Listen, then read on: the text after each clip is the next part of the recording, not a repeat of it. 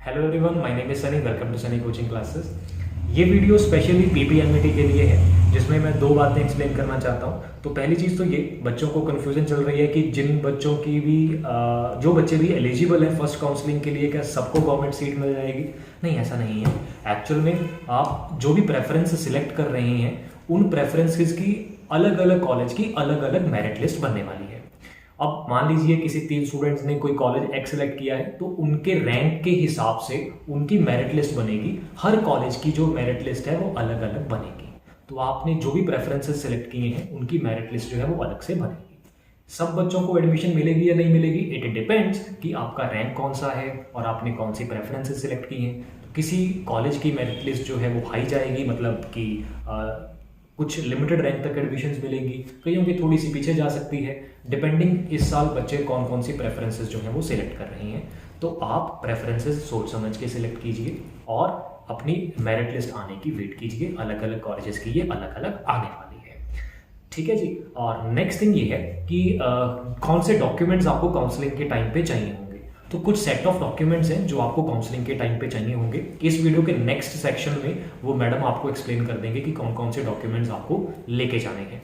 और next process अभी यही है कि प्रेफरेंस आप सेलेक्ट करके आराम से बैठिए, रेस्ट कीजिए। अगर आपने नेक्स्ट पीजी या कोई और एग्जाम अप्लाई किया है तो उसकी तैयारी रखिए। और अगर आपने कोर्स ज्वाइन किया हुआ है तो आपकी एक्स्ट्रा क्लासेस भी चल रही होंगी, वो भी लगाते रहना 7-8 घंटे की, ठीक है। और नेक्स्ट चीज़ कि नेक्स्ट प्रोसेस क्या है, बस कुछ नहीं, आपने प्रेफरेंस सिलेक्ट की है, वेट कीजिए। ऑफिशियल साइट के ऊपर नेक्स्ट इन्फॉर्म किया जाएगा कि कौन सी डेट को काउंसलिंग होगी, जहां पे आपको वो लिस्ट ऑफ डॉक्यूमेंट्स और अपनी जो फीस है वो डिपॉजिट करवानी होगी। और उनकी हर कॉलेज की मेरिट लिस्ट जो है वो अलग अलग बनने वाली है।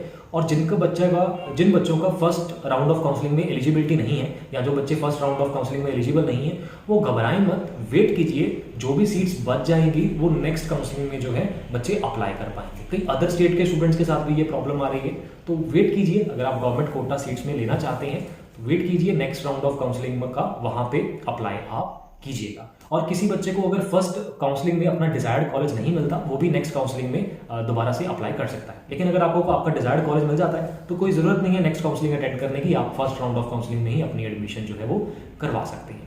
अगर आपका और भी पीपीएमईटी रिलेटेड क्वेश्चन हो तो इस वीडियो के कमेंट में पूछ लेना, और next list of documents madam आपको एक्सप्लेन करने वाले हैं, वो देख के जरूर जाना। Thank you, bye bye.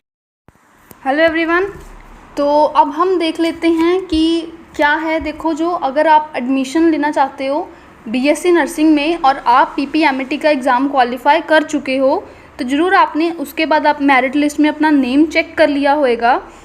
अब वहाँ पर जब आप फॉर्म फिल कर देते हो तो वो कुछ ऐसा फॉर्म आपको देखने को मिलता है जिसमें लिखा हुआ है Baba Farid university Faridkot BSc nursing 2022।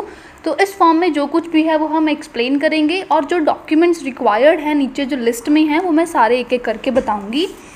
तो देखो, सबसे पहले तो जो इसमें आपने अपनी डिटेल्स चेक कर लेनी है, जैसे नेम आपका दिया होएगा, father's name, category, email, address, ये सब आपने फिल कर लेना है और चेक कर लेना है कि आपका सही हो।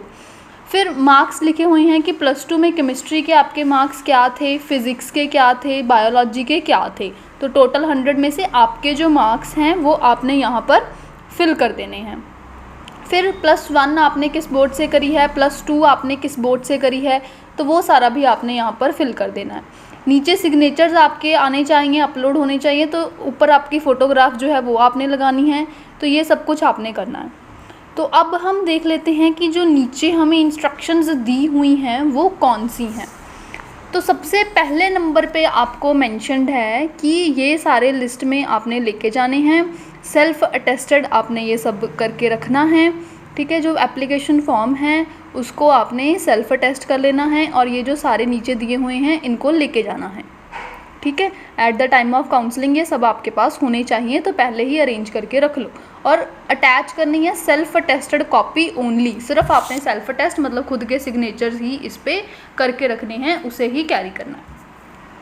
पहले नंबर पे मैट्रिक और इक्विवेलेंट सर्टिफिकेट, मतलब कोई ऐसा सर्टिफिकेट मैट्रिक का या इसके इक्विवेलेंट जिसमें कि आपको आपकी डेट ऑफ बर्थ मेंशन करी होएगी। तो 10th का सर्टिफिकेट होएगा, उस पर डेट ऑफ बर्थ लिखी होएगी, उसे साथ रख लो। दूसरे नंबर पे certificate from head of institute where from pass 10+1 and 2। तो ये इन्होंने लिखा हुआ है कि जो प्रॉस्पेक्टस है इसका, उसके पेज नंबर 44 पे ये जो इनका स्पेसिमन दिया हुआ है ऐसे का आपने लेना है। और किससे ले लेना है? ये हेड ऑफ इंस्टीट्यूट से, जहाँ से भी आपने 10+1 and 2 करी है, या हम सिंपल कहें कि ये ऐसा सर्टिफिकेट ले लेना, प्रिंट निकाल लेना और वहाँ से जो हेड है उनसे फिर आगे देख लेना। ठीक है, तो वही लिखा है कि वो वहाँ से आपने ओके, तो जो भी हेड से है ये अपना ले लेना। नेक्स्ट 3rd नंबर पे है डिटेल्ड मार्क कार्ड +1 का, 10+1 का आपके पास होएगा रिज़ल्ट जिसमें आपके मार्क्स लिखे होंगे सारे डिटेल में, वो ले लेना है। 4th नंबर पे आपका 10+2 का मार्क्स कार्ड, डिटेल में मार्क्स लिखे होंगे, वो ले लेना है। 5th नंबर पे है करेक्टर सर्टिफिकेट, जहाँ से भी आपने लास्ट क्लास अटेंड करी है, दैट इज़ 10+2 जहाँ से भी आपने करी है वहाँ से आपने करेक्टर सर्टिफिकेट को ले लेना है।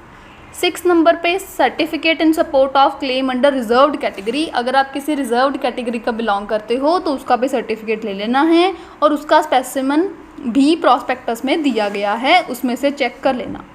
नेक्स्ट है पंजाब रेजिडेंस सर्टिफिकेट, वही जो डोमिसाइल सर्टिफिकेट है वो आपको बनवाना पड़ेगा, वो आपके पास होना चाहिए। नेक्स्ट है 8th नंबर पे undertaking by parents after affixing self attested recent photograph, मतलब ये आपने पेरेंट्स की तरफ से बनाया जाएगा, सेल्फ अटेस्ट करना है, फ़ोटोग्राफ आपने रिसेंट लगानी है और इसका स्पेसिमन आपको पेज नंबर 44 पे दिया गया है इसके प्रॉस्पेक्टस में। प्रॉस्पेक्टस का पेज नंबर 44 खोल लेना, उसमें स्पेसिमन दिया हुआ है फॉर्म का, उसको ले लेना है और साइन करवाने होंगे पेरेंट्स से, फ़ोटो लगानी है और बस ये करके लेके जाना है। 9th नंबर पे दिया हुआ है अंडरटेकिंग बाय कैंडिडेट, अब ये बच्चे की तरफ से, स्टूडेंट की तरफ से है, उसने सेल्फ अटेस्टेड रीसेंट फ़ोटोग्राफ ले लेनी है। अगर कोई गैप ईयर है, मतलब 10+2 दिस ईयर नहीं करी, पहले करी हुई है, कोई भी गैप है तो उस केस में ये आपने लेके जाना है और इसका स्पेसिमन आपको पेज नंबर 56 में दिया गया है प्रॉस्पेक्टस के। 10th नंबर पे है डिमांड ड्राफ्ट, ये ओरिजिनल आपने लेके जाना है for registrar Baba Farid university of health sciences Faridkot, ये फ़ीस के लिए आपको ऐसे DD बनवाना पड़ेगा, that is demand draft. So I hope आपका ये सब पता चल। एक बात और, आपने अपने ओरिजिनल सर्टिफिकेट्स भी लेके जाने हैं वेरिफिकेशन के लिए at the time of counselling. So I hope आपका ये सब पता चल गया। तो ऐसा फॉर्म ले लेना जहाँ पर ये लिखा है सेल्फ टेस्ट करना है, वो कर लेना। ये सारे डॉक्यूमेंट्स अपने पहले कलेक्ट करके रखो क्योंकि काउंसलिंग के टाइम पर ये सारे आपको इन हैंड चाहिए। ओके, और अगर अभी भी कोई डाउट रह गया है तो कमेंट बॉक्स में पूछ लीजिए। आप चैनल को सब्सक्राइब करके रखिए ऐसी और अपडेट्स के लिए। आई होप ये वीडियो हेल्पफुल रही है। So thank you for watching the video. Bye bye, good luck, thank you.